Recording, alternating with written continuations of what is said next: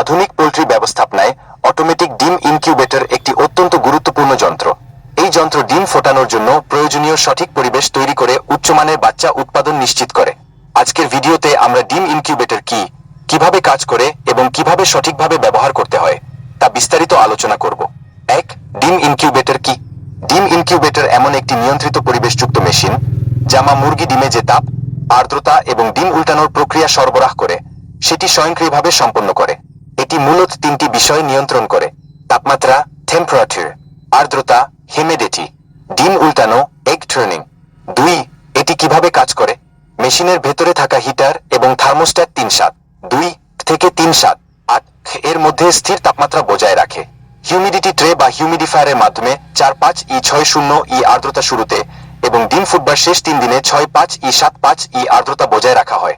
Automatic এক টার্নারযুক্ত মডেলে দিনে 3 থেকে 6 বার ডিম স্বয়ংক্রিয়ভাবে উল্টানো হয় যাতে ভ্রূণের সঠিক বৃদ্ধি নিশ্চিত হয়। 3. সঠিক ব্যবহারের নিয়ম: সর্বদা ফার্টিলাইজড ডিম ব্যবহার করুন। ডিম নোকের দিক নিচে রেখে ইনকিউবেটরে সাজান। মেশিন অন করে 1 ঘন্টা তাপমাত্রা স্থির হওয়া পর্যন্ত অপেক্ষা করুন। হিউমিডিটি ট্রেতে পরিষ্কার পানি দিন। অপ্রয়োজনীয়ভাবে ঢাকনা বারবার খোলা এড়িয়ে চলুন। 4.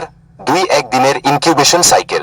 দিন নিয়ন্ত্রণ নির্দেশনা: 1-1-8 দিন তাপমাত্রা, 3.7-5 আর্দ্রতা, 5055 ডিম নিয়মিত উল্টানো চলবে, 1-9-2-1 দিন আর্দ্রতা, 70 ডিম উল্টানো বন্ধ, ঢাকনা খোলা যাবে না। এই সময় বাচ্চা স্বাভাবিকভাবে ডিম ভেঙে বের হয়ে আসে। 5. সর্বোচ্চ হ্যাচিং নিশ্চিত করার টিপস: 7 দিনের বেশি পূর্ণ ডিম ব্যবহার করবেন না।